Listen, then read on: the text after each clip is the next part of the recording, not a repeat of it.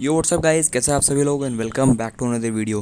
यार गाइस, आज के इस वीडियो में मैं आप लोग को अनबॉक्सिंग करके दिखाने वाला हूँ कोर्सर की तरफ से आने वाला K55 RGB गेमिंग कीबोर्ड। तो यार कुछ इस टाइप का देखने को मिलता है हमें बॉक्स, जो कि आता है येलो और ब्लैक थीम में। तो चलिए फटाफट से कर लेते हैं बॉक्स की अनबॉक्सिंग और उसके बाद देखते हैं कैसा है ये हमारा कीबोर्ड और क्या ये हमारे एक्सपेक्टेशंस को और हमारे गेमिंग नीड को मैच करता है या नहीं।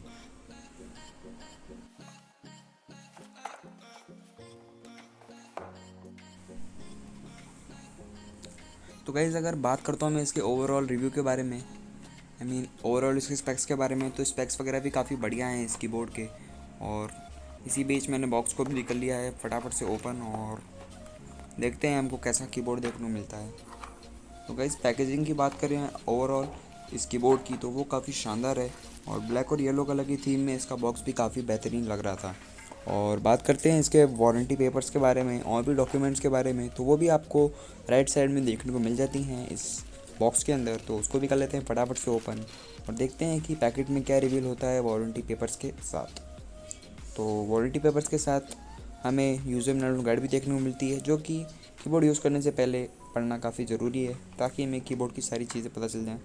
और उसके बाद नीचे इसको मैं बॉक्स को ऊपर वाले कवर को हटाता हूँ, तो यहाँ पे हमें नीचे एक सपोर्टिंग ट्रे मिलती है जिससे हमारे कीबोर्ड में जो लगती है और हमारे हैंड को सपोर्ट देती है।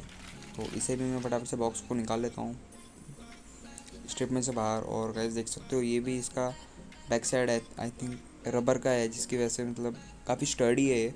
तो ये आपका कीबोर्ड स्लिप नहीं करेगा अगर आपने इसको डेस्क पे रखा हुआ है। तो इसको रखते हैं साइड में और फटाफट से कर लेते हैं हमारे कीबोर्ड की पैकिंग में से अनबॉक्स। तो फटाफट से मैंने पैकिंग भी हटा दी है। गाइस, आप लोग देख सकते हो कितना अच्छा लग रहा है कीबोर्ड ये ब्लैक कलर में, और इसमें RGB लाइटिंग का भी काफ़ी अच्छा सिस्टम दिया हुआ है।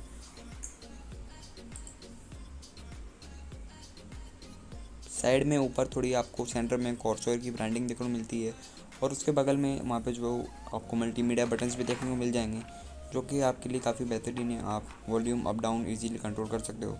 बैक साइड में आपको टॉप में दो रबर ग्रिप देखने को मिलती है, राइट और लेफ़्ट कॉलम में, और उसी में टॉप बॉटम लेफ़्ट और बॉटम राइट में आपको देखने को मिलता है अटैचमेंट, जिससे आप ये बेस को लगा सकते हैं।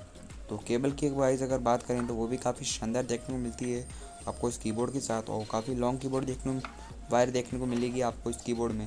तो आपको उसमें कोई प्रॉब्लम नहीं आएगी, आप इजीली कहीं भी, अगर आप अपने सिस्टम से थोड़ा बहुत दूर भी हो,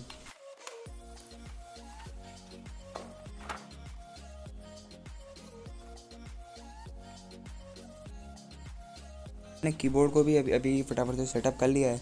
और इसकी जो ऊपर ब्रांडिंग वगैरह थोड़ी सी मतलब पैकेजिंग वाली पन्नी लगी हुई है, वो मैं इसको रिमूव कर देता हूँ और उसके बाद देखते हैं कैसा हमारा ये है कीबोर्ड वर्किंग में, और इसकी लाइटनिंग भी कैसी देखने को हमको मिलती है। और गाइस, ये एक चीज़ मैं आपको बताना भूल गया कि आपको इस कीबोर्ड में 6 प्रोग्रामेबल्स मैक्रो की देखने को मिलती है, जिसको आप इजीली अपने एप्लीकेशन के हिसाब से और अपने कॉम्बो के हिसाब से इसको सेट कर सकते हो, और इसमें आपको कोई प्रॉब्लम नहीं आने वाली। आप इजीली उसको प्रोग्राम कर सकते हो अपने यूज़ के हिसाब से।